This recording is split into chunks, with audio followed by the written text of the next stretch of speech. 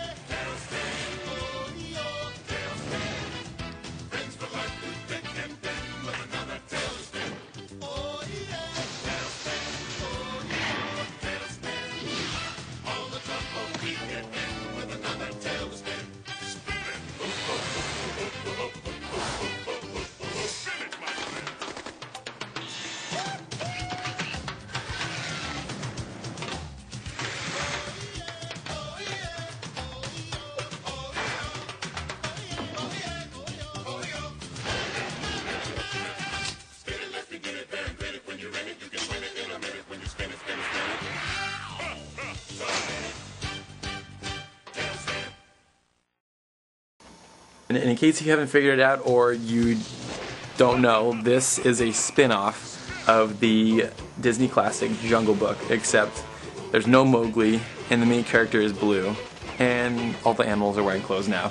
But anyway, so you got Blue, you got King Louie, you got Shere Khan as the main bad guy. So all the pieces from the Jungle Book are in place in Talespin. So let me go roll back and talk about the intro real quick. This is one of those intros when you think of, you just can't help but sing along with. Classic Disney, always making you sing along with whatever they're doing. If you know the words, you can't help but sing along with it. Pretty classic intro. You got some scenes from when they're flying the plane, got all the characters, gives you a good feel of what the show's about. So what the show is actually about is, you got Blue, who's the main character, and he's got his little sidekick named Cloud Kicker. Try to say that 10 times fast. And he's sort of a cargo pilot. He'll deliver things here and there for money, and he also sort of has this love interest, Rebecca Cunningham, who also has a little daughter, Molly. So he, in the meantime, you know, he's flying this plane, trying to earn money, and also at the same time trying to, you know, provide for Rebecca. It's sort of his, like I said, his love interest. But every once in a while, his efforts are thwarted by, you got Shere Khan, of course, and he's got his little minion, Don Carnage, kind of got like a little French accent. Really annoying, perfect villain. One of the things I really liked about this show is it really took you out of reality. You're sitting there and you're watching it and you just really get into the show. Like this is part right here where Kit is on his little airboard and he's surfing on the back of Blue's plane. I always wanted to do that. I always thought that was cool. I'm like, man, that guy is awesome. I wish I could do that someday. And just the whole setting, you know, it's a very tropical setting. Lots of water, lots of islands, just a really laid-back cartoon, and it makes you think, man, I wish I could be there. And you know, that's what cartoons are supposed to do. They're supposed to take you out of reality and just enjoy what you're watching, and that's exactly what Talespin did. And I applaud them for that. This is just a great cartoon. And you know, speaking of spin-offs, this is exactly what a spin-off is supposed to be. Not like Darkwing Duck with the launch pad like I was talking about earlier. This is a perfect example.